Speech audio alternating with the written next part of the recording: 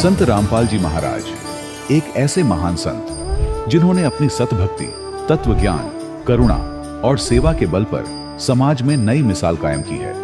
संत रामपाल जी महाराज की अगुवाई में उनके सभी सतलोक आश्रमों से समाज कल्याण के अद्भुत कार्यों ने समाज को सुनहरे भविष्य की एक नई उम्मीद दिखाई है। संत रामपाल जी महाराज से नाम दीक्षा लेने के बाद लाखों लोगों की लाइलाज बीमारियां जैसे कैंसर, एड्स आदि ठीक हुई। संत जी के ज्ञान से प्रेरित होकर उनके अनुयायियों ने लाखों यूनिट रक्तदान किया। संत जी ने लाखों बहन बेटियों का दहेज मुक्त विवाह करवाया।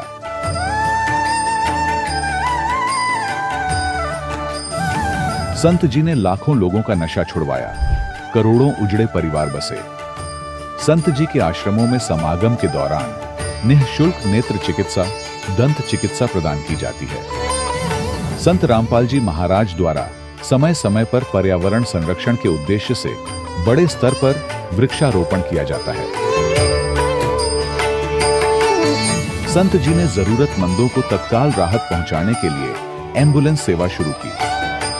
संत जी अपने अनुयायियों को देहदान के लिए प्रेरित करते हैं, जिससे मानवता की सेवा और चिकित्सा क्षेत्र में सुधार हो सके। संत रामपाल जी महाराज के सभी आश्रमों में हर रोज निःशुल्क भंडारा आयोजित किया जाता है, जहां हर वर्ग, हर जाति और हर धर्म के लोग एक साथ बैठकर भोजन करते हैं।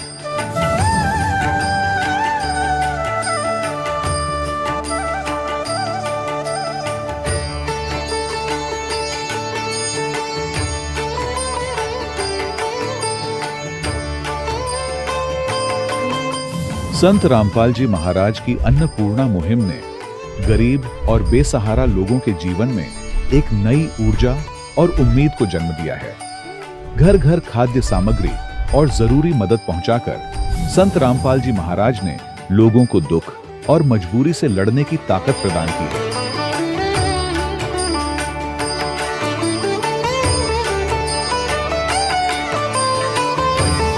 संत रामपाल जी महाराज द्वारा गरीब लोगों के लिए घर बनवाने का अद्भुत कार्य एक ऐसी मिसाल कायम कर रहा है जो सदियों सदियों संत जी की उदारता और दया भावना के तौर पर जाना जाएगा।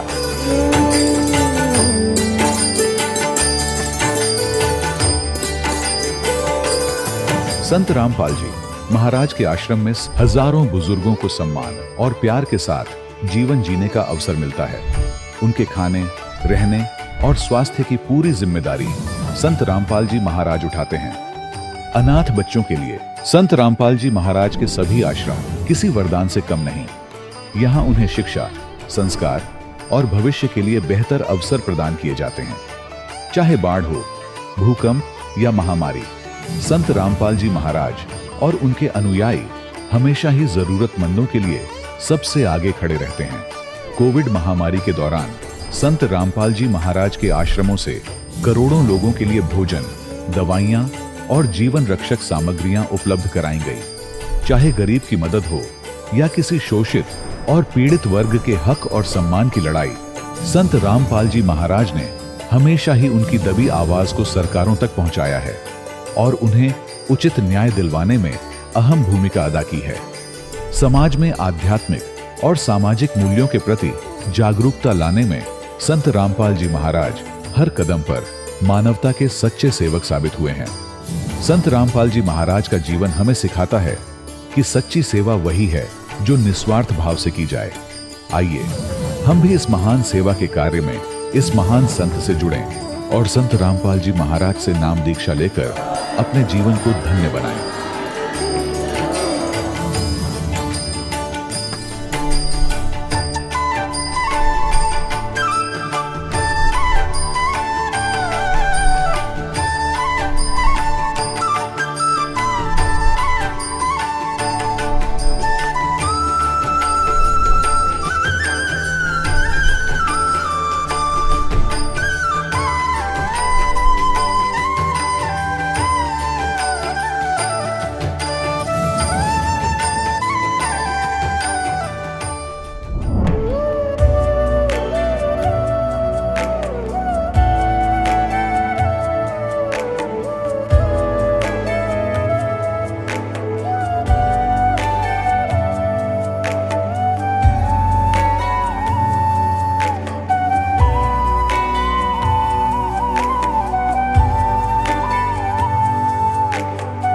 पूर्ण परमात्मा पाप कर्म दंड को भी काट सकता है। अभी तक जिस भी संत व महापुरुष से मिले, उन्होंने यही बताया कि पाप कर्म फल भोगने से ही समाप्त होगा। वो प्रभु कौन है जो पाप कर्म को काट देता है, वो काल के बंधन से छुड़वा देता है। उसका क्या नाम है, पूजा की विधि क्या है? कृपया अवश्य सुनिए जगत गुरु तत्वदर्शी संत रामपाल जी महाराज के अमृत वचन। सत साहिब दर्शकों, इंसान अपने धर्म में प्रचलित हर तरह की साधना करता है, मंदिरों में जाता है, देवी देवताओं की पूजा करता है, व्रत उपवास करता है और अपना पूरा जीवन इन सभी प्रकार की साधनाओं में लगा देता है। लेकिन सोचिए, अगर इन सब के बावजूद भी उसे ऐसी बीमारी हो जाए जिसका इलाज किसी के पास न हो, तब उस इंसान का दिल बहुत टूट जाता है और वो अपने दुख में सच्चे परमात्मा को पुकारता है। दर्शकों, कुछ ऐसी ही कहानी है हिमाचल प्रदेश शिमला की रहने वाली खेमा शर्मा जी की। खेमा जी ने कई वर्षों तक देवी देवताओं की पूजा पाठ की, जोखिम उठाए, पर घर परिवार में न सुख आया और लंबे समय से न ही बीमारियों से राहत मिली। कोई डॉक्टर, कोई ओझा साधु, कोई भी उनकी परेशानियां दूर न कर सका। हर उपाय विफल हो गया, उम्मीदें टूट गईं। लेकिन दर्शकों, आज खेमा जी का कहना है कि जब से मुझे संत रामपाल जी महाराज द्वारा दी गई सनातनी भक्ति प्राप्त हुई, तब से मेरा पूरा जीवन ही बदल गया है। दर्शकों, आखिर क्यों आज लाखों की तादाद में लोग अपने धर्म में प्रचलित साधनाओं को छोड़कर संत रामपाल जी महाराज द्वारा दी गई भक्ति साधना को अपना रहे हैं? आखिर इसके पीछे की सच्चाई क्या है? आइए सुनते हैं खेमा शर्मा जी की कहानी इन्हीं की जुबानी। माताजी नमस्कार। नमस्कार जी। क्या नाम है जी आपका? मेरा नाम खेमा शर्मा है। कहाँ से आए हैं आप? मैं शिमला हिमाचल प्रदेश से आई हूँ। संत रामपाल जी महाराज से नाम दीक्षा आपने कब ली? मैंने संत रामपाल जी महाराज जी से दीक्षा 2014 में अक्टूबर माह में ली थी। संत रामपाल जी महाराज से नाम दीक्षा लेने से पहले आप क्या भक्ति करते थे? मैं संत रामपाल जी महाराज जी की दीक्षा लेने से पहले बहुत सारी भक्ति करती थी, जिसका मैं कुछ थोड़ा सा डिटेल से बताना चाहती हूँ। कि मैंने 2001 में मेरी पति की डेथ हो गई थी। उसके बाद मैंने जितने भी व्रत, जितनी भी पूजाएं माता की, ब्रह्मा विष्णु महेश, जितनी भी मतलब जो भी हमारे हिमाचल में बहुत ज़्यादा भक्ति चलती है देवताओं की, वो करती थी। और उसके बाद मैंने 4 धाम की यात्रा भी की, गुरु भी बनाए, जैसे स्वरूपानंद सरस्वती जी महाराज तक मैं गुरु बनाते पहुँच गई थी। और इसके बाद फिर मुझे कहा गया कि भाई आप 4 धाम की यात्रा करो। फिर मैंने 4 धाम की यात्रा की और उसके बाद फिर कहा कि अब आप ये भागवत कथा करो। तो भागवत कथा फिर दंडी स्वामी काशी से बुला के मैंने भागवत कथा भी की। माताजी, आप इतनी भक्ति कर रहे थे, आपने शंकराचार्य स्वरूपानंद सरस्वती जी से आपने गुरु मंत्र लिया हुआ था, 4 धाम की यात्रा आपने की, तीर्थ यात्रा आपने की, आप इतनी सारी भक्ति पहले कर ही रहे थे, तो फिर संत रामपाल जी महाराज जी से नाम दीक्षा क्यों ली? मैंने भागवत कथा करवाई तो उसके बाद मैंने सोचा कि ये जो मैंने भक्ति इतनी सारी की है, जो भागवत कथा की है, कृष्ण भगवान मोक्ष प्राप्ति करते हैं, तो फिर मैंने सोचा कि भाई फिर मेरे जो मोक्ष क्यों नहीं हुआ, मेरा कृष्ण भगवान ने मुझे दर्शन क्यों नहीं दिए, मेरे मन में शंका रह गई। फिर क्या हुआ कि इसके बाद 10-15 दिन या महीना बाद टीवी लग गया। जैसे ही टीवी लगा उसमें संत रामपाल जी महाराज जी का सत्संग चल रहा था। तो मैं गीता, ये वेद पुराण सारे पढ़ती थी पहले, तो उससे मुझे देर नहीं लगी समझने। जैसे उंगली पर ऐसे दिखा रहे थे पुराणों में, गुरुजी उंगली लगा के दिखा रहे थे, तो फिर मुझे देर नहीं लगी, मैंने रामपाल जी महाराज से दीक्षा ली। देखिए माताजी, जो भी संत रामपाल जी महाराज से जुड़ता है उसको कोई ना कोई लाभ जरूर होता है। और जो भी लोग संत रामपाल जी महाराज से जुड़ते हैं उनका पहले का अनुभव ये रहा है कि वो किसी न किसी बीमारी से ग्रस्त या नशे से ग्रस्त होते थे। और बहुत से ऐसे लोग भी हमें मिले जिन्हें भूत प्रेत की बाधाएं थी, जिसके कारण वो खोजते खोजते संत रामपाल जी महाराज के पास आते हैं और उनसे नाम दीक्षा ले लेते हैं। आपको संत रामपाल जी महाराज जी की शरण में आने से पहले कोई समस्या थी? हाँ जी, समस्या तो बहुत सारी थी, पर मुझे ये पता नहीं था कि ये समस्या, यही चलता था कि भाई ये चली आई है प्रथा, तो यही था। मुझे ये पता नहीं था कि भाई किसी संत से दीक्षा लेने के बाद ये सारी समस्या हल भी हो जाए। आपका मानना था कि कर्मफल तो भोगने ही पड़ते हैं। संत रामपाल जी महाराज जी की शरण में आने से पहले मैं यही सोचती थी कि कर्मों का फल काटने से ही मिलता है, और बाकी मुझे ये पता नहीं था कि किसी संत से दीक्षा लेने के बाद ऐसे पाप भी कट जाते हैं, ये कोई भी पता नहीं था मुझे। अच्छा, हम आपसे ये जानना चाहते हैं कि संत रामपाल जी महाराज से नाम दीक्षा लेने के बाद आपको क्या क्या लाभ मिले? संत रामपाल जी महाराज जी से दीक्षा लेने के बाद मुझे इतने लाभ हुए हैं कि पूछो ही ना, बहुत लंबी लिस्ट बन जाएगी, पर मैं थोड़े बताती हूँ। मेरे जिस खेत में कुछ भी नहीं होता था, उस खेत में मेरे कुछ साल के बाद ही ग्रीन हाउस लगा दिया, जो कि अब जैसे सर्दियों में 200 रुपये बंच भी 20 फूलों का जाता है। जिस खेत में कुछ भी नहीं, 20 किलो बीज के 10 किलो भी वापस नहीं आता था। दूसरे फिर मेरी शारीरिक कष्ट था, वो भी ठीक हो गया। क्या शारीरिक कष्ट था? शारीरिक कष्ट था ऐसे भाई, आधा जो इस साइड का मेरा शरीर है, इसमें पूरे में दर्द रहती थी। तो फिर मैंने दिखाया, हॉस्पिटल में दिखाया, तो वहाँ पे बोला जी हार्ट बढ़ गया आपका। फिर IGMC शिमला में गई, फिर वहाँ से दमा बोलते सांस की प्रॉब्लम, फिर उन्होंने सांस की दवाई दी, 1 महीना वो भी खाई। कैसे ठीक हुए आप? ये तो सिर पे हाथ रखा गुरुजी ने, वैसे तुरंत मुझे ये पता नहीं लगा कि मेरी पीड़ा कैसे खत्म होगी। तो मैं जैसे कपबोर्ड से ऊपर से कपड़े उतार रही थी और वो कुर्सी पर चढ़ी थी, वो कुर्सी पीछे हट के गिर गई और मैं जैसे धड़ाम करके नीचे गिर गई। जैसे ही मैं नीचे गिरी, वैसे मेरी रीढ़ की हड्डी की जो पूंछ होती है उसमें मेरे वो थोड़ा दराड़ वगैरह आ गई, और जी उसके बाद तो मेरा बुरा हाल हो गया। और फिर ना मैं उठ सकूं, ना बैठ सकूं, ना मैं कुछ भी ना कर सकूं। फिर जो गाय भी थी वो भी मुझे देनी पड़ी। थोड़े दिनों बाद फिर सत्संग शुरू हो गया गुरुजी का, संत रामपाल जी महाराज जी का। तो जब सत्संग शुरू हुआ, फिर जो पट्टी चलती है नीचे, उसके ऊपर जो फ़ोन नंबर आते हैं उन पे मैंने वो फ़ोन किया। फिर वहाँ से बताया कि आपके शिमला में नामदान केंद्र खुल चुका है। शिमला में जो नामदान केंद्र है वहाँ पे गई, वहाँ पे नाम दीक्षा सतनाम जब से लिया मैंने, तो उसके बाद मेरा जो भी रीढ़ की हड्डी का दर्द था उसका ये पता नहीं चला कि मेरा किस टाइम वो गायब हो गया, कोई पता नहीं चला। इस तरह से मेरी दर्द ठीक हो गई। आप भगत समाज को क्या संदेश देना चाहेंगी? भगत समाज को मैं संदेश तो क्या दे सकती हूँ, पर विनती कर सकती हूँ, गुरु रामपाल जी महाराज जी की शरण में आना चाहे तो किताबें गुरुजी ने ऐसी ऐसी लिख रखी है कि उसका हिसाब ही कोई नहीं है। यहाँ तो क्या 21 ब्रह्मांड में तो क्या, परमात्मा ने तो उस सतलोक तक लिखा हुआ है जहाँ से हम आए हैं, गलती करके आए इस काल के साथ, वहाँ तक की इतनी वो लिखी हुई है। अगर उसको पढ़े और जी जो सत्संग आता है रामपाल जी महाराज जी का, तो उसको सुने तो सब कुछ पता लग जाएगा। भक्त समाज से विनती करती हूँ कि आप रामपाल जी महाराज जी की शरण में आओ और अपना कल्याण करो। जी धन्यवाद। सत साहिब। दर्शकों, अभी आपने सुने संत रामपाल जी महाराज से दीक्षा प्राप्त करके सुखी हुए भक्त के अनुभव। अब देखिए जगत गुरु तत्वदर्शी संत रामपाल जी महाराज के मंगल प्रवचन। पुत्र भाई कहो चाहे बाप कहो, उसने उस लड़के से पूछा, भाई जो बोल रहा था कि मैं तेरा भाई हूं और वैसे उसके शरीर से पुत्र था, उससे पूछा कि हमने जैसा किया वो तो हमारे सामने आ गया, हमारा तो सर्वनाश हो गया, अब कुल नाश हुआ, संतान आगे है नहीं।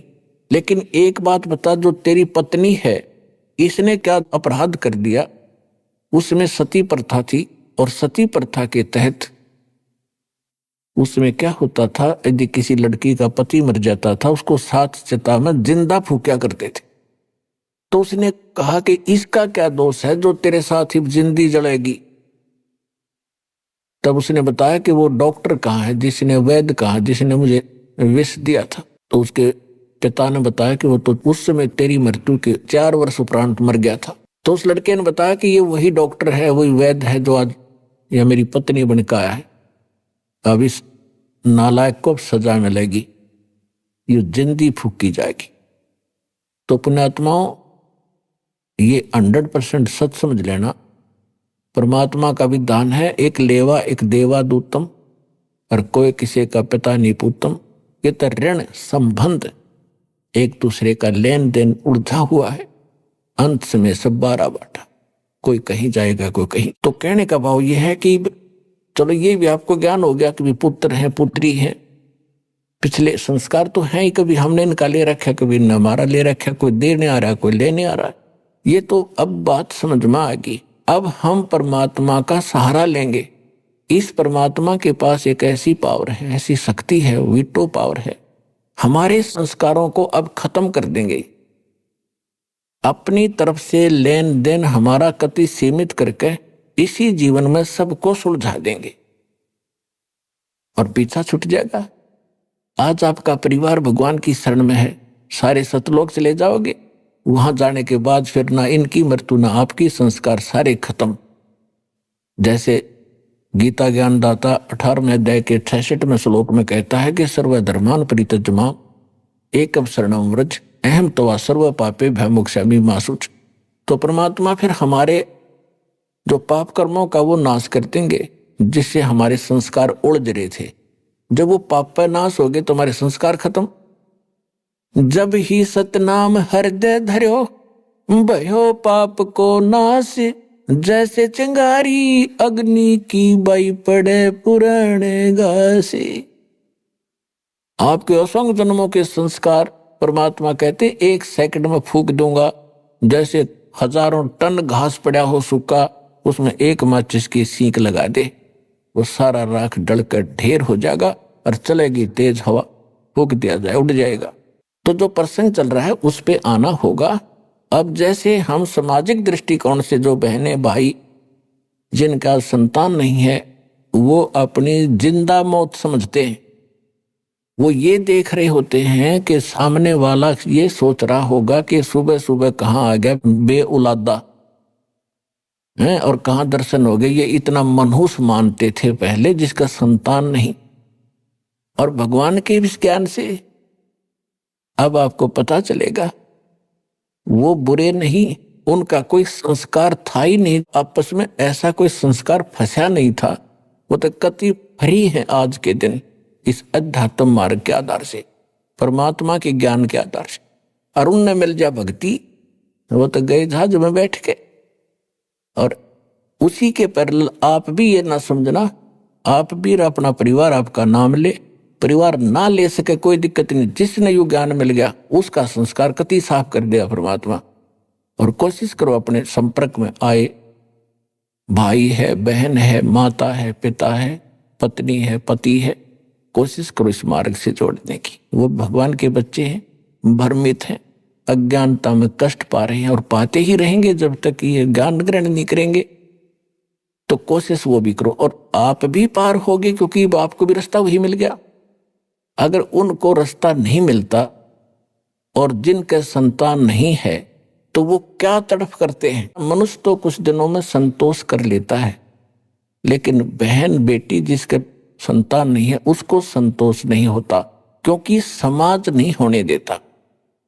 और वो इसी कसक में मर जाती है कि मेरा संतान नहीं हुई। वो किसी बच्चे को गोद लेते हैं, कुछ दिनों के बाद वो बच्चा ब्याह होता है, ब्याह होने के बाद पत्नी आती है तो उसमें मन मुटाव हुए बिना रहे को नहीं। ये तो अपने बच्चों और अपने पुत्र वधू हो उसके साथ भी हो जाता है घर में। तो फिर उसके मन में ये आता है, भगवान अगर मेरी संतान होती तो आज ये मेरे सामने ऐसे बोलता, ये मेरे सामने क्या ऐसे बोलती। बुद्धि भ्रष्ट कर रखी काल ना मारी। हर जिन के पुत्र वधू अपने ही है, उनसे देख ले वो कितने सोलह माथा बोले आज के। तो कहने का भाव ये है कि फिर वो बहन मरते समय भी इसी कसक में मर जाती है कि हे भगवान मेरा संतान ना हुई, हे परमात्मा मेरा संतान ना हुई। और पूजा करें हम काल की, तो फिर अगले जन्म में यू काल कैसी दुर्गति करता है कि ले तेरी इच्छा थी संतान उत्पन्न करने की, उसको कुतिया का जन्म दे दिया। और इकट्ठे वो 8 पैदा कर रही है और फिर उसका जुलूस निकाल रहा है और खुश हो रहा है, कर ले पैदा कितने संतान चाहे तू। फिर सूरी बना दी के ले 12 इकट्ठे पैदा कर ले, काट ले कसर सारी बहन। पुण्यात्माओं सतगुरु आए दया करी, ऐसे दीन दयाल और बंदी छोड़ वृत्तास का जठ अग्नि प्रतिपाल। तो इस ज्ञान के आधार से हमने जीना पड़ेगा, अपना जीवन सफर तय करना पड़ेगा, तभी हम सफल होंगे। बच्चे हैं, संतान है, घनी बढ़िया बात, उनको भी राम नाम पे लाओ, भगवान के बच्चे हैं। हमारे तो वो नियमित कर रखे हैं, हम तो मजदूर समझना अपने आप को। उस धनी के बालकों को इतनी संभाल के रखना। परमात्मा ने उनके निमित्त आपको जैसा भी जेब खर्च दिया है, आपकी इनकम बनाई है, वो इसलिए बनाई है कि इनको भी पालो पोसो, संभाल के रखो और इनको अच्छी शिक्षा दो, सत्संग में लाओ, इनके कर्म बनाओ, तो आपका दायित्व पूरा हो जाएगा, आपका फर्ज पूरा होगा। तो इस प्रकार परमात्मा चाहते तो नीरू नीमा को संतान भी दे सकते थे, लेकिन पुण्यात्मा हम तो संसार को देखकर ही जी रहे होते। परमात्मा ने एक एक आत्मा निकालनी भारा हो रही, यहां से काल ने ऐसा जुल्म कर रखा हमारे साथ, तो उन्होंने उनको संतान नहीं दी क्योंकि उनके संस्कार बढ़ाने नहीं चाहते। तो उसके लिए स्वयं आगे एक पुत्र रूप में नीरू नीमा स्नान करने जा रहे थे। रास्ते में नीमा का नए नए इंजेक्शन लग गए थे। रात ने को कोई बाहर तारी थी, कोई रिश्तेदार, वो खूब कहेगी उसको एक बालक तो चाहिए था, ऐसे कैसे जिया जाएगा हैं, और सुनना पड़ा है घर तुम्हारा, संसार में क्या लेकर जाओगे। तो वह बहुत दुखी हो रही थी। सुबह नहाने के लिए गई तब भी रोती जा रही थी और भगवान शंकर से प्रार्थना कर रही थी कि हे भगवान शिव जी, आप तो समर्थ दाता हैं, आप जो चाहो सो कर सकते हैं। इस पापड़ को भी एक लाल दे देते, मेरा भी संसार में जीना मेरा भी साझा बन जाता, मैं भी सुख से जी लेती। सबकी दृष्टि से बचकर चलना पड़ता है, मेरा क्या जीवन है दाता। यूं कहकर फूट फूट कर रोने लगी। अब नीरू ने कहा कि नीमा देखो, यदि हमारे भाग्य में संतान होती तो भगवान पहले ही दे देते। ये तो बड़े दयालु हैं शंकर भगवान, और देखो बच्चा है नहीं, संतान अपने है नहीं, बुढ़ापे में कोई उंगली पकड़ने वाला नहीं, रो रो के आंखें तेरी खत्म हो जाएंगी, एक और दुख तेरे जीवन को बढ़ जाएगा, तो रोवा मत। उसको सांत्वना देता हुआ नीरू चल रहा है। नीमा को संतोष किया। स्नान करने के लिए जो ही तालाब पर पहुंचे, पहले नीमा स्नान करके आगे निकल आई बाहर, अंधेरा सा था। फिर नीरू स्नान करने के लिए जल में प्रवेश करता है, तब तक सुबह सुबह का कुछ प्रकाश सा छिट गया, रोशनी सी नजर आने लगी। नीरू नहा रहा है से मस्ती से, तालाब में घुटनों पानी में बढ़ गए, और उधर से नीमा जो कपड़ा बांध कर स्नान किया था उसने, उसको धोने के लिए पुनः किनारे पर गई तो क्या देखा, कमल के फूल के ऊपर कोई वस्तु हिल रही है। परमात्मा नवजात शिशु के रूप में विराजमान थे और पैर को हिला रहे थे। नीमा ने सोचा कोई सर्प ना हो, ऐसे ध्यान से देखा। फिर ध्यान से देखा तो क्या देखा कि तो कोई बालक है। अब रास्ते में रोती हुई आ रही थी बच्चे के लिए, अपने पति से कहती है कि देखना जी, कमल के फूल पर बालक है। अब नीरू नहा रहा है, ऐसे नहाते नहाते कहता है कि नीमा आप तो मेंटल होगी, अब तुझे जल में भी बालक दिखाई देने लगे, क्यों पागल होगी तू, कुछ संतोष कर, भगवान पर विश्वास कर, जैसे रखा ऐसे रहना चाहिए हमने। वो फिर जोर से बोली सचमुच देखना देखना। तब उसने एकदम देखा कि ऐसे क्यों बोल लिया, जिधर संकेत किया उधर देखा, एक नवजात शिशु के रूप में परमात्मा कमल के फूल पर विराजमान थे। नीरू ने आओ देखा ना ताव देखा, फूल समेत तोड़ लिया और उठा लिया बालक को, उठा के अपनी पत्नी नीमा को दे दिया, और नीमा उस बालक को लेकर किनारे पर आ गई। अपने आत्माओं, जिस भगवान के लिए ऋषि तड़प रहे थे और जिसके नाम लेने से आत्मा गदगद हो जाती है, रोम रोम खड़े हो जाते हैं,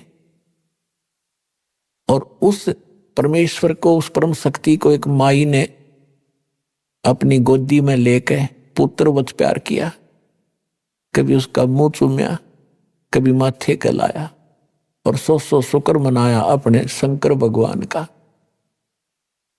अपने आत्माओं देखो, आज तक हमारे ऐसी बुद्धि रही कि कर्ता भगवान कोई रहा, हम क्रेडिट किसको देते रहे। जो भी हमारे घरों में कोई सुख होता था, हम जिस भी इष्ट की साधना करते थे उसी के निमित्त उसको कर देते थे कि इस भगवान विष्णु जी ने हमारे ये सुख दिया। अब पता चला इनके विधान से, इनकी शक्ति से कि ये तो कुछ कर ही नहीं सकते, ये तो जैसा संस्कार है वैसा ही दे सकते।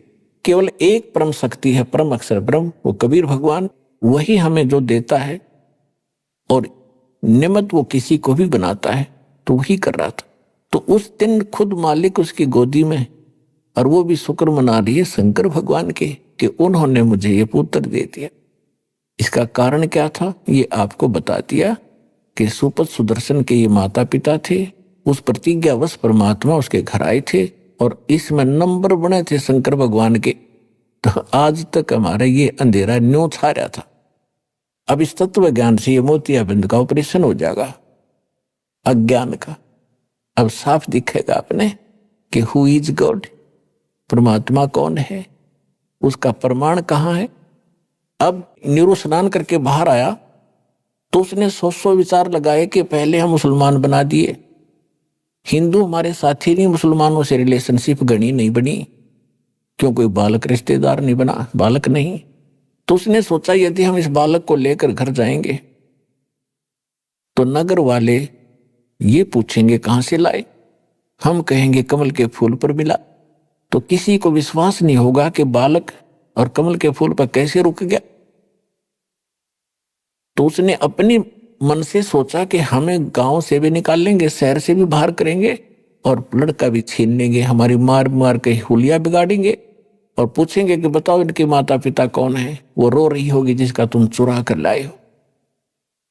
तो उसने अपनी पत्नी से कहा कि आप ऐसे करो, इसको रख दो यहीं पर, हमारे साथ ऐसा बनेगा, लोग, बच्चा भी जाएगा, हमें देश निकाला भी मिलेगा। उसकी पत्नी ने कहा कि मैं इस बालक को नहीं छोड़ सकती, ना जाने इस बच्चे ने मेरे ऊपर क्या जादू कर दिया, मैं जी नहीं सकती इस बिना, मैं मर जाऊंगी, मैं देश निकाला भी ले लूंगी, इस बालक ने नहीं छोड़ सकती। अब नीरू ने पहली बार अपनी पत्नी की तरफ हाथ किया था कि तू कितनी जिद्दी बन गई, मेरी एक भी बात नहीं मानती है। मैं आज तक तेरी सारी बातों को मानता रहा क्योंकि तेरे संतान नहीं थी, तेरी किसी बात की अवहेलना मैंने करी नहीं कि कहीं तेरा दिल ना दुखे, लेकिन तू इतनी चढ़ गई सिर पे, एक भी नहीं मानती मेरी, रख दे इस बालक ने, नहीं तेरे ऐसा मारूंगा थप्पड़। ऐसा उसने किया ही था। तो परमात्मा बोले नवजात शिशु के रूप में कि नीरू मुझे घर ले चलो, तुम्हें कोई कुछ नहीं कहेगा।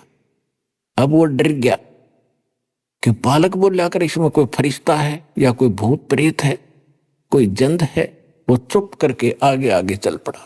अपने आत्माओं सारा शहर देखण आया, इतना सुंदर बालक, नूर न्यारा भगवान का, कितना ही उन्होंने हल्का नूर कर रखा था लेकिन न्यारा चेहरा दमदमा रहा था दाता का। सारा गांव नगर झुंड के झुंड स्त्री पुरुष गीत गाते हुए आए हैं, आ रहे हैं और उस बालक को देखने के लिए आ रहे हैं।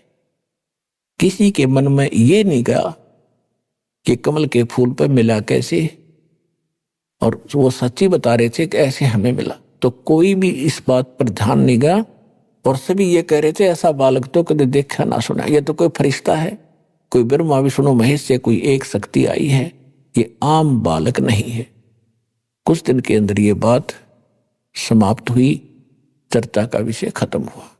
अब 25 दिन के हो गए, परमात्मा ना अन्न खावे ना दूध पीवे और स्वस्थ शरीर, स्वस्थ ऐसा जैसे बालक किलो दूध रोज पीता हो और ऐसे फल फूल रहे हैं।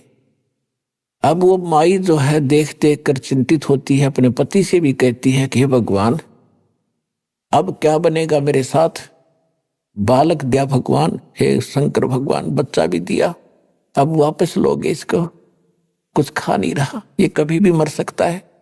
25वां दिन आ गया, उस दिन तो उसने रुदन मचा दिया। उस माई ने नीमा बैठी बैठी रोए रोए सुबह की और शंकर भगवान को याद करे, हे भगवान अब ये बालक मरेगा, आपकी बेटी भी साथ मरेगी, इसके बिना मैं जी नहीं सकती। तो ऐसी कसक बनी। उधर से परमात्मा ने प्रेरणा की कि अब बुढ़िया मरेगी। शंकर भगवान को शिव मंडल से प्रेरित किया। उसके एकदम कसक हुई कि मुझे कौन याद कर रहा है। साधु रूप बना के शंकर भगवान वहां प्रकट हो गए। नीमा से पूछा कि आप क्यों रो रही हो माई? आंखों में आंसू थे, जुबान निकल नहीं रही थी, इतना हृदय भर गया था। रोती रोती ने कहा कि महात्मा जी मेरे दुख ना पूछो, आप भी दुखी हो जाओगे, आप जाओ। तब शंकर भगवान ने कहा कि बेटा ऐसे कहते हैं, अपने दुख को किसी को बता दे हल्का हो जाता है। आप बताओ तो सही, और हो सकता है मैं कुछ इसका प्रबंध कर सकूं तो अपना जरूर व्यवस्था करूंगा। तो उस माई ने फिर बताया कि महाराज हम निसंतान हैं और परमात्मा एक दिन में स्नान करने के लिए लहरतारा तालाब पर गए थे, हम दोनों पति पत्नी। उस दिन मैंने विशेष अर्ज करी थी अपने शंकर भगवान से, रो रो के। उसी दिन उन्होंने मुझे कमल के फूल पर यह बालक दे दिया। और ये लड़का आज 25 दिन का हो गया महाराज, ना खाता है ना पीता है। ये कभी भी प्राण त्याग देगा और साथ मैं मरूंगी, मैं जी नहीं सकती इस बालक बिना। तो भगवान शंकर ने कहा कि वो बालक तेरा कहाँ है, लाइए। साधु रूप में खड़े थे। नीमा उठा के लाई, तो साधु संत है, कुछ जंतर मंत्र कर भी दे, यू बच्चा कुछ खा ले पी ले।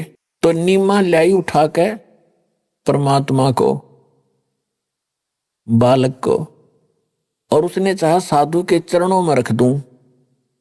चरणों में डालना चाहा परमात्मा को, परमात्मा आकाश में उड़ गए, हाथ से ऊपर उठ गए हाथों में से, और शंकर भगवान के सिर के सतर में यानी 7-8 फुट 6 फुट ऊपर जमीन से ऊपर ऐसे हवा में रुक गए।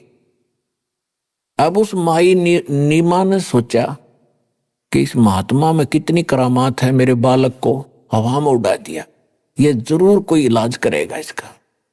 अब ये चक्कर था, हमारी समस्या थी परमात्मा को परमात्मा ना मानकर अन्य को ही भगवान और उसको समर्थ की संज्ञा देते रहे। तब भगवान शंकर ने ऐसे हाथ किए, परमात्मा उनके हाथों में आ गए और फिर 7 बार आपस में बातें की। ना शंकर भगवान समझ सके कि पूर्ण परमात्मा रहे। इतना उनको जरूर महसूस हुआ कोई ऋषि है, ये पिछले जन्म का महापुरुष है।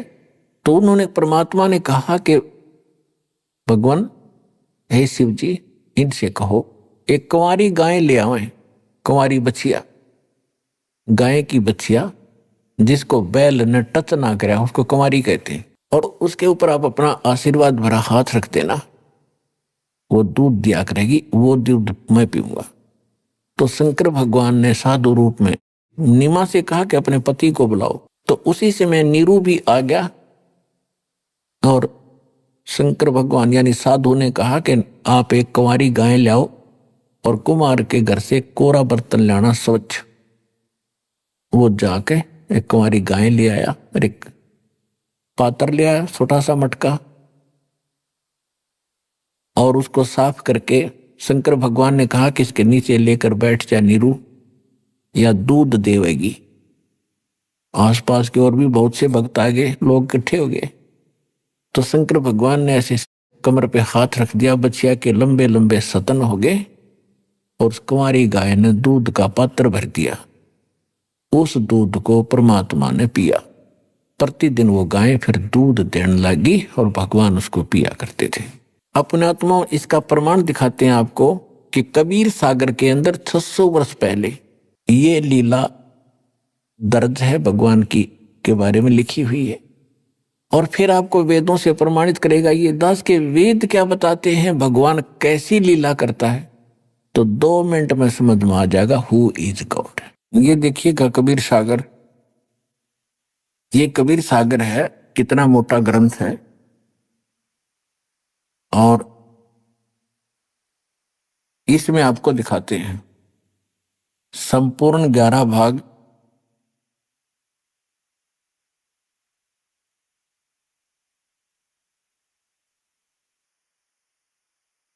कबीर सागर प्रथम खंड कबीर पंथी भारत पथिक स्वामी युगलानंद बिहारी द्वारा प्रस्कृत। मुद्रक एवं प्रकाशक हैं खेमराज श्री कृष्ण दास, अध्यक्ष वेंकटेश्वर परेश, खेमराज श्री कृष्ण दास मार्ग, मुंबई से। और यहां इनका ये दूसरा एड्रेस है। यहाँ पर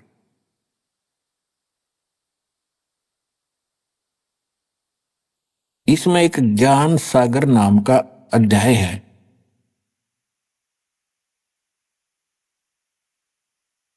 इसके 74 पृष्ठ पे, 74 पृष्ठ पे ज्ञान सागर, इसमें लिखा है कि सुन जुल्हा मन भया आनंदा, जिमी चकोर पायो निसी चंदा।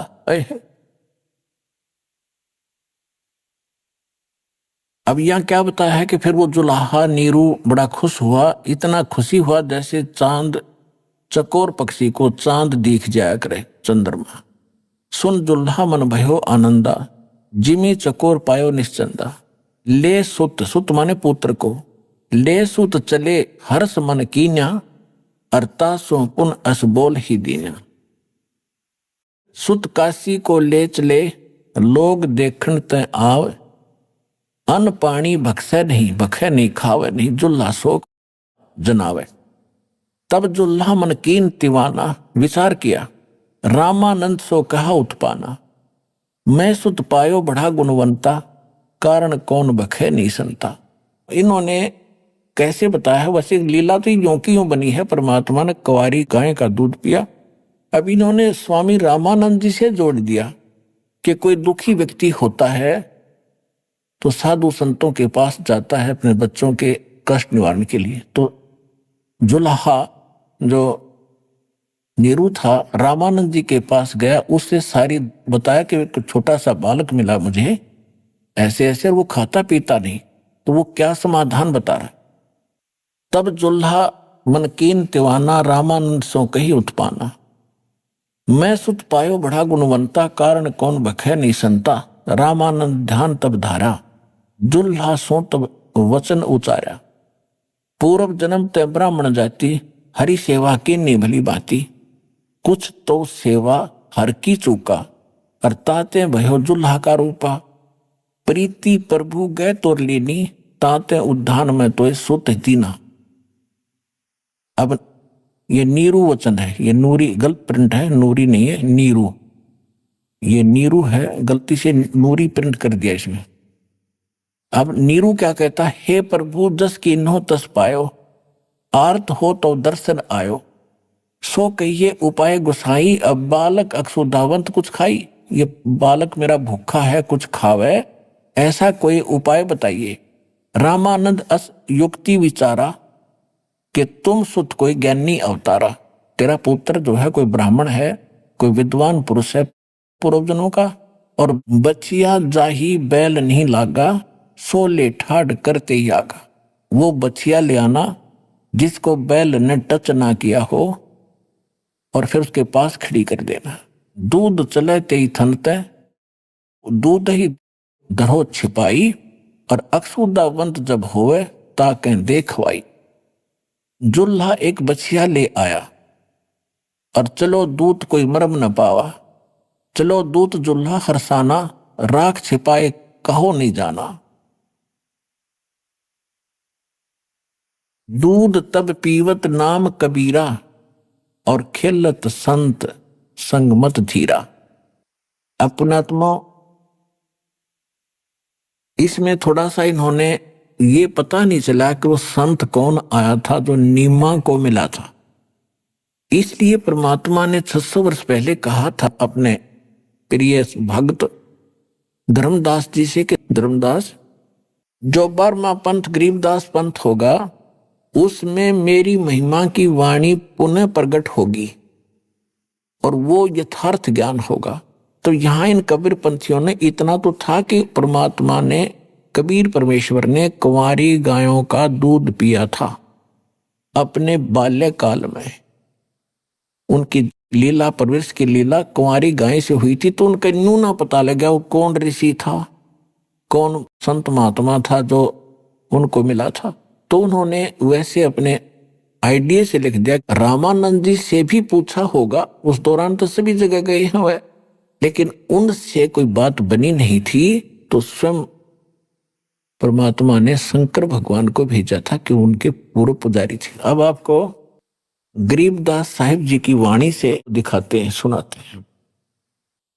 अब उसमें थोड़ा सा एक प्रसंग और सुनाते हैं।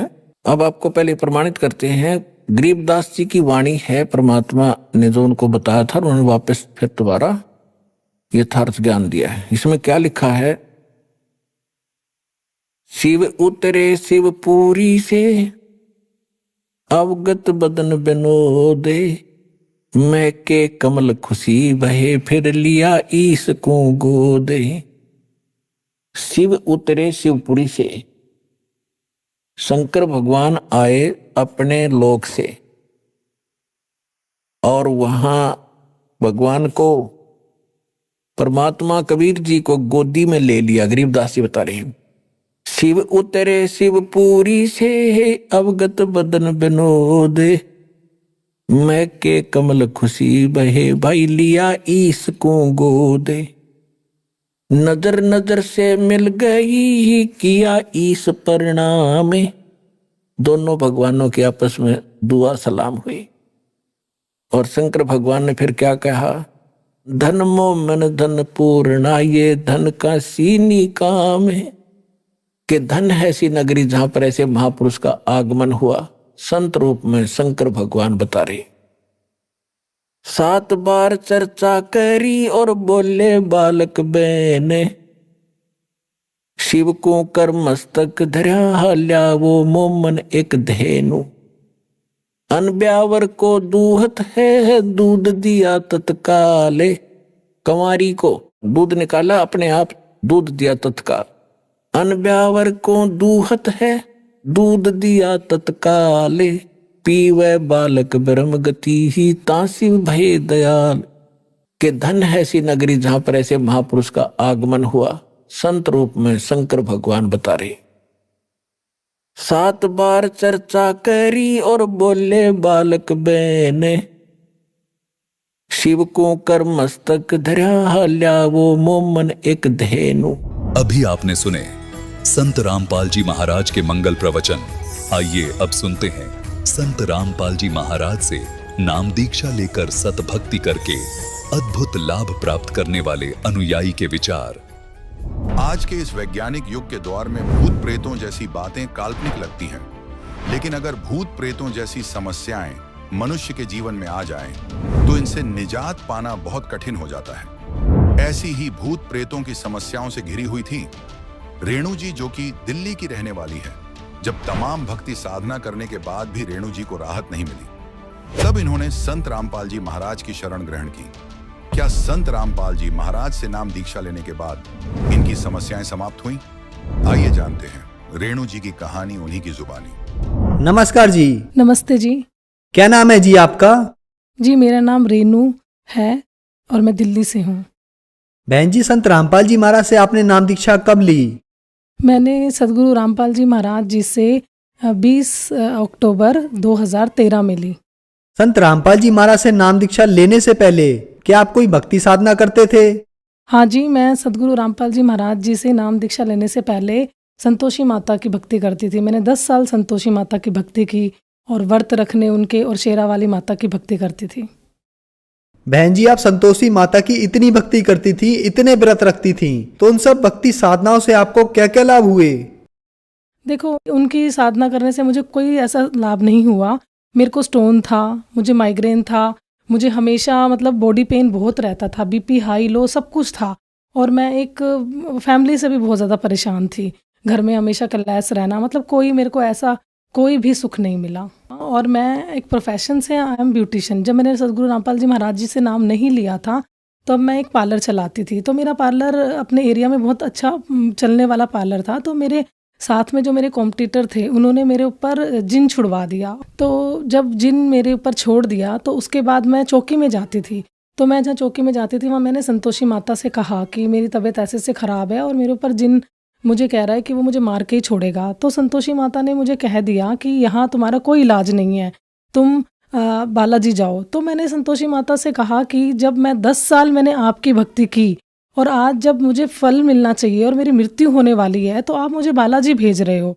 तो मतलब मैं एकदम हैरान रह गई और मैं अपने घर आ गई रोते हुए। तो बहन जी, आपने बताया कि जो भक्ति साधना आप संतोषी माता की करती थी उससे आपको कोई लाभ नहीं हुआ, बल्कि आपको बहुत सी हेल्थ इश्यूज, हेल्थ प्रॉब्लम हो गई। उसके अलावा आपके प्रोफेशनली कंपटीटर जो थे उन्होंने आप पर जिन छोड़ दिया और उस जिन ने भी ऐसा ठान लिया था कि वो आपको मार के ही छोड़ेगा, और आपने खुद के हाथों से ही अपना ब्यूटी पार्लर भी तोड़ दिया। तो इन सब परेशानियों के बीच आपको संत रामपाल जी महाराज के बारे में जानकारी कैसे मिली? जी, मैंने जब नाम नहीं ले रखा था तो उससे पहले मेरे पति 2012 में सदगुरु रामपाल जी महाराज जी से नाम दीक्षा ले चुके थे। तो जब मैं परेशान हुई, माता ने मुझे मना कर दिया, मैं घर आई तो वो जिन मेरे साथ घर आ गया। तो घर आ गया तो वो मेरे को लिटरली ये कहने लग गया था, मुझे सामने नज़र आता था और वो मुझे ये कहने लग गया था कि मैं तो तुमको लेके ही जाऊंगा क्योंकि मैं तुम्हें मारूंगा।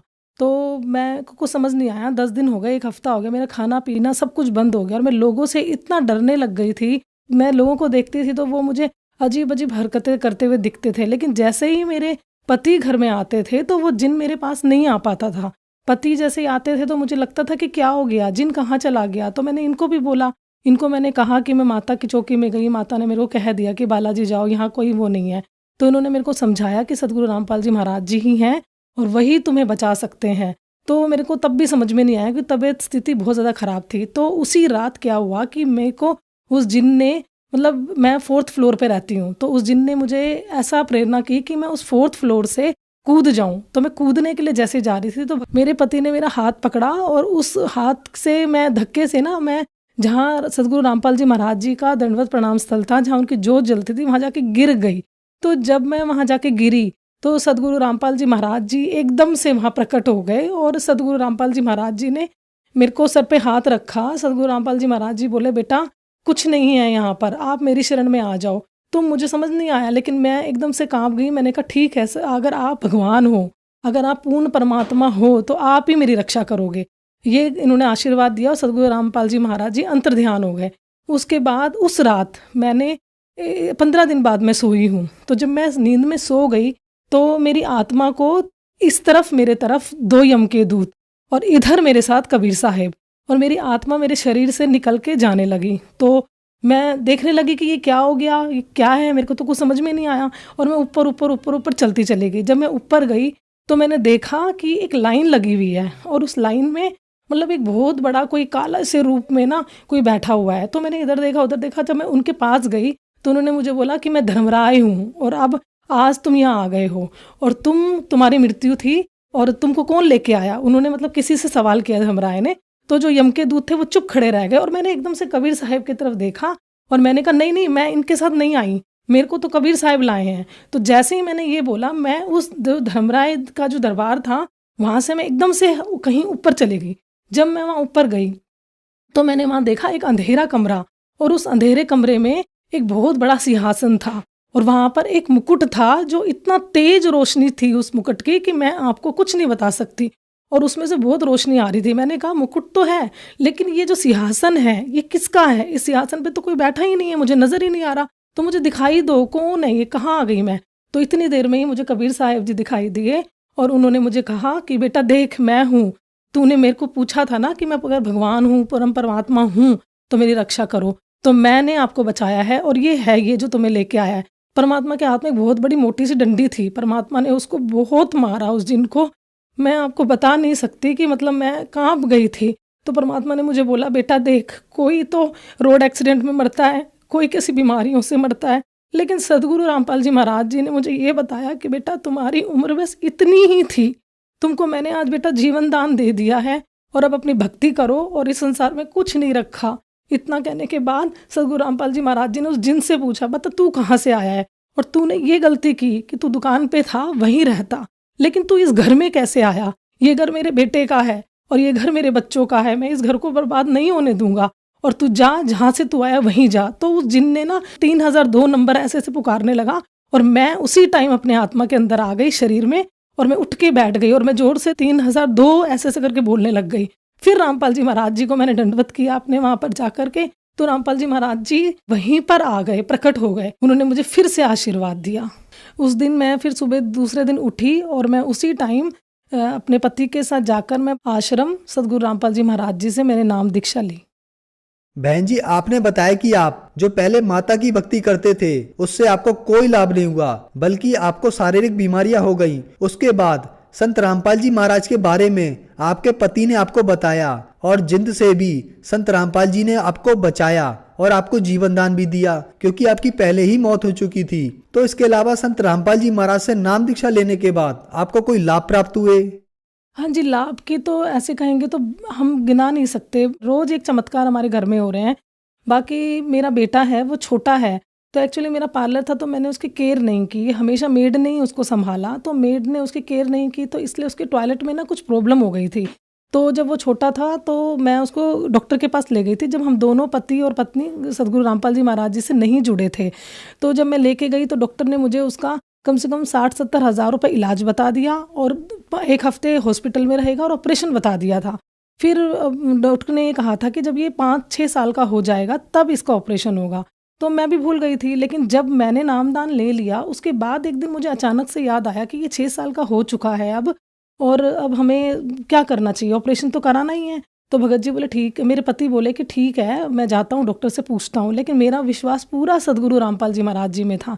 मैंने कहा नहीं, मैं अपने बेटे का ऑपरेशन नहीं कराऊंगी, मैं आश्रम जाऊंगी, सदगुरु रामपाल जी महाराज जी से प्रार्थना करूंगी। तो सदगुरु रामपाल जी महाराज जी के पास जब मैं बेटे को ले गई तो सदगुरु रामपाल जी महाराज जी आए और बेटे के ऊपर उन्हें आशीर्वाद दिया, और सदगुरु रामपाल जी महाराज जी ने कहा कि बेटा, अपने आप ही सदगुरु रामपाल जी महाराज जी ने कह दिया कि बेटा बेटे का ऑपरेशन करा ले। तो मैंने सदगुरु रामपाल जी महाराज जी की तरफ देखा और मैंने सदगुरु रामपाल जी महाराज जी से कहा, प्रार्थना की कि परमात्मा, हमारे तो डॉक्टर भी आप ही हो और हमारे तो परमात्मा भी और पिता भी आप ही हो, तो हम डॉक्टर का मैं ऑपरेशन नहीं कराऊंगी, आप ही इसका इलाज करोगे और आप ही इसका ऑपरेशन करोगे। तो सदगुरु रामपाल जी महाराज जी ने कह दिया कि ठीक है बेटा, कबीर साहब दया करेंगे। मैं मेरे बेटे को घर ले आई, घर लेके आ गई तो मैं आपको ये बताना भूल गई कि जब वो 2.5 साल का था तब डॉक्टर ने जब इसका ऑपरेशन बताया था, तब मैं क्या करती थी कि उस अपने बेटे के मतलब कि उसको खुद ही साफ करती थी और उसमें पानी डाल के तेल लगा करके मैं क्लीन करके सोचती थी कि ठीक हो जाएगा ये, लेकिन नहीं हुआ था। तो जब सदगुरु रामपाल जी महाराज जी से आशीर्वाद लेके मैं घर आई तो मेरे मन में यही प्रेरणा आई कि मैं डॉक्टर के तो लेके जाना नहीं है, मालिक ही ठीक करेंगे। तो मैंने वही प्रोसेस फिर किया, पानी डाला और गर्म तेल अपने बेटे के टॉयलेट के उस पर लगाया। तो उसी दिन ही मैं हैरान रह गई कि वो एकदम से ऑटोमेटिकली जो उसकी प्रॉब्लम थी वो एकदम से ठीक हो गई, और जबकि वो 1 दिन में ठीक हो गई। और इससे पहले मैं कम से कम 2-3 महीने तक रेगुलर ये ही प्रोसेस कर रही थी, लेकिन वो ठीक नहीं हो रही थी। तो उस टाइम मैं नहीं बता सकती आपको कि बहुत बड़ा चमत्कार हमारे घर में हुआ। ये हमारे सदगुरु रामपाल जी महाराज जी की ही दया है हम पर। और एक लाभ और सदगुरु रामपाल जी महाराज जी की कृपा से हुआ, जब मेरे पति जुड़ चुके थे 2012 में सदगुरु रामपाल जी महाराज जी से, लेकिन मैं नहीं जुड़ी थी और मेरे को ज्ञान नहीं होने के कारण मैं मानती भी नहीं थी कि ये परमात्मा है। तो एक दिन क्या हुआ कि मेरे पति को स्टोन की प्रॉब्लम थी और वो बहुत ज़्यादा सीवियर बढ़ गई। उन्होंने नाम ले रखा था उस टाइम, तो वो डॉक्टर के चले गए मुझे बिना बताए सुबह सुबह ही। मैंने जब उठी तो देखा वो घर में नहीं थे, तो मैंने उनको फ़ोन किया कि आप कहाँ हो, कहाँ चले गए। तो उन्होंने मुझे बोला कि मेरे तो पेट में बहुत दर्द है, वो बहुत रो रहे थे। तो मैंने कहा कि डॉक्टर हैं आने वाले हैं, ठीक है आप दिखाओ, अल्ट्रासाउंड कराओ। बहुत ज़्यादा भीड़ थी तो उनका नंबर नहीं आ रहा था, जब भी मैं फ़ोन कर रही थी तो वो रोते ही नज़र आ रहे थे। तो मेरे से देखा नहीं गया, मैं नहीं सहन कर पाई। तो मैं एकदम से मैं देखती थी कि मेरे पति ना रोज़ 7 बजे के करीब, 6:30 बजे के करीब सदगुरु रामपाल जी महाराज जी की जोत घर में जल जाती थी। तो उस दिन नहीं जली तो मैं चली गई। मेरा मन किया कि मैं वहाँ जाके बैठूँ जोत स्थान पर, सदगुरु रामपाल जी महाराज जी के सामने मैं जाकर बैठी। तो मैंने सदगुरु रामपाल जी महाराज जी से कहा कि मुझे नहीं पता आप कौन हो, आप देखो, लेकिन रोज़ मेरे घर में आपकी जोत जलती थी। मतलब एक तरफ तो संतोषी माता का मंदिर है मेरा, मैं वहाँ नहीं गई, लेकिन मैं सदगुरु रामपाल जी महाराज जी के सामने आके बैठ गई और मैंने बोला कि रोज़ जोत जलती थी, आज मेरे घर में जोत नहीं जल रही। तो मैंने लिटरली परमात्मा से ना ऐसे हंस के बोला, फिर आप कैसे भगवान हो कि मेरे घर आज जोत नहीं जली, आपको अच्छा लग रहा है और मेरे पति वहाँ रो रहे हैं। देखो अगर आप भगवान हो तो आपको ये चमत्कार करना पड़ेगा। और मुझे कुछ ज्ञान नहीं था, मैंने सदगुरु रामपाल जी महाराज जी की बिना नाम लिए जोत जला दी और मैंने बोला कि अब मैं ये जोत जला रही हूँ आज आपकी, और अभी 5 मिनट के अंदर अंदर जब मैं मेरे पति को फ़ोन करूँगी तो मुझे ये सुनाई देना चाहिए कि मैं ठीक हो गया, तब मैं मानूंगी कि आप हो कोई भगवान। तो ऐसा ही हुआ, मैंने जोत जलाई और मैं दंडवत करके उठी। मुझे पता भी नहीं था ये प्रोसेस होता, पर पता नहीं कैसे मैंने अपने आप ये चीज़ कर ली। तो जब मैं उठी तो फ़ोन मैंने किया, तो फ़ोन करने से पहले ही इनका फ़ोन आ गया और ये मुझे कहते हैं कि डॉक्टर हैरान हो गया, मेरे कहीं दर्द नहीं बताया डॉक्टर ने, और मैं भी हैरान हो गया। डॉक्टर आने से पहले मैं तड़प रहा था और इस टाइम मेरे को एकदम से आराम मिल गया। तो ये एक चमत्कार मेरे घर में मेरे को बिना नाम लिए हुआ। फिर मैंने सदगुरु रामपाल जी महाराज जी के पास गई, वहाँ देखा, बैठ के मैंने दंडवत किया। तो सदगुरु रामपाल जी महाराज जी की जो फोटो थी उसमें से सदगुरु रामपाल जी महाराज जी के हाथों में से इतनी ज़्यादा रोशनी आ रही थी कि मैं आपको बता नहीं सकती। और सदगुरु रामपाल जी महाराज जी एकदम से हंसे उस फोटो में से। तो उस टाइम में मुझे यकीन हो गया था कि हाँ, ये परमात्मा है सदगुरु रामपाल जी महाराज जी। और मैं बहुत बीमार रहती थी जैसे कि, तो मेरी नाम लेने के बाद एक बार, पहले भी बहुत बीमार रहती थी, बीपी वगैरह रहती थी। तो एक दिन मैं घर में ही फिसल गई। तो देखो आप देख सकते हो, ये मेरी उंगली है, ये मेरी उंगली मेरे घर में ही काम करते करते मैं किचन में ही फिसली थी और ये टूट गई। तो इसमें फ्रैक्चर आ गया। लेकिन डॉक्टर्स के पास गई तो उन्होंने अच्छे से ट्रीटमेंट नहीं किया। इसको फ्रैक्चर की वजह उन्होंने जस्ट पट्टी करते रहे, ये ठीक नहीं हुई। 1 महीना हो गया, मैं डॉक्टर के पास फिर गई तो डॉक्टर्स ने मेरे को बोला आपने उस टाइम ढंग से ट्रीटमेंट नहीं लिया, तो अब आपके ये जो उंगली है इसका ऑपरेशन होगा आपका, और इसमें एक रोड डलेगी। मैं डर गई, मैंने कहा पता नहीं ये क्या कह रहे हैं। मैंने सदगुरु रामपाल जी महाराज जी आश्रम में थे तो मैं गई, मैंने प्रार्थना की, गुरुजी ऐसे ऐसे डॉक्टर कह रहे हैं। तो गुरुजी ने कहा बेटा कबीर साहब दया करेंगे। मैंने कहा गुरुजी ऑपरेशन नहीं कराऊंगी मैं घर आई, मैंने ऑपरेशन नहीं कराया, मैं जस्ट और 1 हफ्ते तक पट्टी बांधती रही। और आज देखो ये उंगली आपके सामने है, हल्की सी टेढ़ी जरूर है लेकिन इसमें कोई पेन नहीं है, कुछ नहीं है। जबकि लोग देखते हैं तो हैरान हो जाते हैं कि मतलब ये उंगली आपकी कैसे वर्क कर रही है। तो ये मेरे सदगुरु रामपाल जी महाराज जी की कृपा हम पर बनी हुई है। बहन जी, आपने बताया कि संत रामपाल जी महाराज से नाम दीक्षा लेने के बाद आप और आपके पति को बहुत से लाभ प्राप्त हुए, आपको जीवन दान मिला। लेकिन आज हम एजुकेटेड सोसाइटी में देखते हैं कि ये चीजें चमत्कार, लाभ, किसी संत से लाभ होना, ये एक अचंभे की बात है। तो आज वैज्ञानिक युग में कोई इस बात को कैसे मान सकता है कि किसी संत से उससे उनको लाभ प्राप्त हो सकता है? देखो आज हम पढ़े लिखे हैं और हमें ये ज्ञान हो गया है अब कि सदगुरु रामपाल जी महाराज जी के का जो ज्ञान है वो सबसे उत्तम है। और जहाँ पर ये साइंस खत्म होती है वहाँ से सदगुरु रामपाल जी महाराज जी का ये शुरू होता है। अब साइंस है वो क्या कर सकती है, जब तक अगर परमात्मा की रजा नहीं होगी। तो आज परमात्मा की भक्ति से ही लोगों के कैंसर, घर में लोगों के बड़े बड़े बीमारियां वो सारी दूर हो रही हैं। तो इससे हमें ये चीज़ देखनी चाहिए कि जहाँ पर साइंस खत्म है वहाँ सदगुरु रामपाल जी महाराज के ज्ञान से, भक्ति से सब कुछ ठीक हो रहा है। तो हमें वही चीज़ फॉलो करनी चाहिए। बहन जी, आपने बताया कि संत रामपाल जी महाराज से अगर नाम दीक्षा लें तो कैंसर जैसी भयानक बीमारियां ठीक हो जाती हैं। तो जो श्रद्धालु आज आपको देख रहे हैं, आप उन्हें क्या संदेश देना चाहोगे? हाँ जी बिल्कुल, अगर हम अच्छे से सदगुरु रामपाल जी महाराज जी के बताए हुए मार्ग में भक्ति कर रहे हैं तो कैंसर और बड़ी बड़ी बीमारियां लोगों की सब दूर हो रही हैं, मात्र भक्ति से ही दूर हो रही हैं और भक्ति से ही दूर होगी। तो मैं अपने समाज के सारे भाई बहनों को एक मैं संदेश तो नहीं दे सकती लेकिन मैं प्रार्थना जरूर कर सकती हूँ कि मनुष्य जन्म दुर्लभ है, मिले न बारंबार, तरवर से पत्ता गिर गया बहुर न लगता डार। ये जो मनुष्य जन्म है ना, हम इसको मजाक समझ रहे हैं, ये हमें परमात्मा ने एक लास्ट जन्म दिया है 84 लाख योनियों से बचने के लिए। तो हमें इसका सदुपयोग करना चाहिए और सदगुरु रामपाल जी महाराज जी की बताई हुई भक्ति को फॉलो करो और उसकी भक्ति में लग जाओ। इस मनुष्य जन्म को अपने को बर्बाद मत करो, ये बार बार नहीं मिलने वाला। संत रामपाल जी महाराज से नाम दीक्षा कैसे ले सकते हैं? सदगुरु रामपाल जी महाराज के जो सत्संग है वो विभिन्न चैनलों पे आ रहे हैं, आप उनको देखो। सत्संग आते हैं तो उसके नीचे कुछ नंबर आ रहे हैं, उन नंबरों पे आप फ़ोन करो और उन नंबरों पे फ़ोन करने के बाद जो नज़दीकी नामदान केंद्र होता है उस पे जाकर आप सदगुरु रामपाल जी महाराज जी नामदान ले सकते हैं। धन्यवाद जी। सत साई।